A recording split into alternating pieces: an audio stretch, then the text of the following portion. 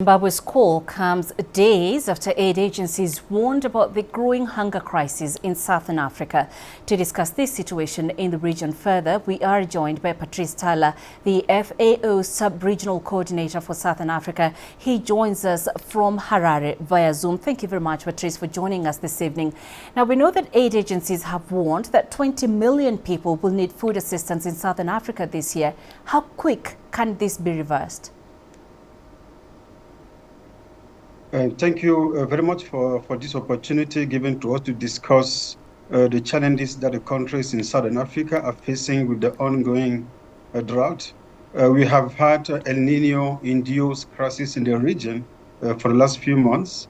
We have a severe drought in most of the central region, especially in Zimbabwe, Namibia, Botswana, southern Angola, central and southern Zambia, southern Malawi, and central and southern Mozambique also.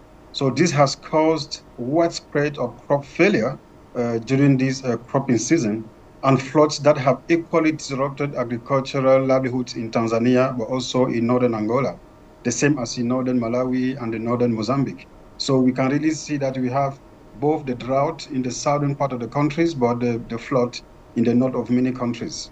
So all these points to severely reduce supporting member states to conduct rapid assessment that will really evidence-based response. So we are currently providing the support to the countries to have this assessment done. So we hope that once we have this assessment done, this will really help us to work on to develop some response plans. Unfortunately, we have model rains in Southern Africa. So the rain seasons usually is in October and April only. So the impact can only be reversed for most of the region when we get the next production, which will be next year by March next year. However, in areas where water is available, farmers can be supported to do irrigation, to be able to work through irrigated agriculture and produce nutritious horticultural crops to address the food gap. So to summarize on this point, so many countries in Southern Africa are really facing this drought, and so the assessment that we are currently conducting will help us to see what are the risk situations and to see which response we can provide to these countries in Southern Africa. Okay, so let's talk about the funding, humanitarian funding, because we know the gap continues to widen as the impacts of climate change worsen humanitarian needs. How can this be addressed? As FAO, we see all this as impacts of the climate change and more frequent and more intense climate shock like drought in Southern Africa. So we have no choice but to respond to this climate crisis, transforming the agri-food system so that they are more efficient in using resources like water.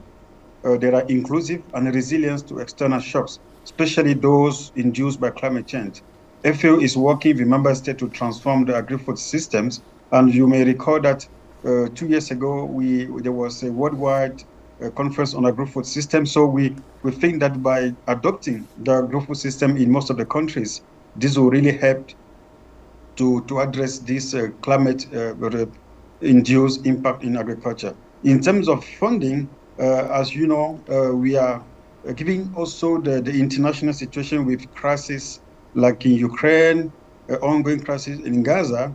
Mobilizing resources is becoming really difficult in many areas in the world to address those challenges. And this is the same for Southern Africa. But we hope that while the countries are progressively declaring state of emergencies, this can trigger some of the resource funding for the situation in Southern Africa.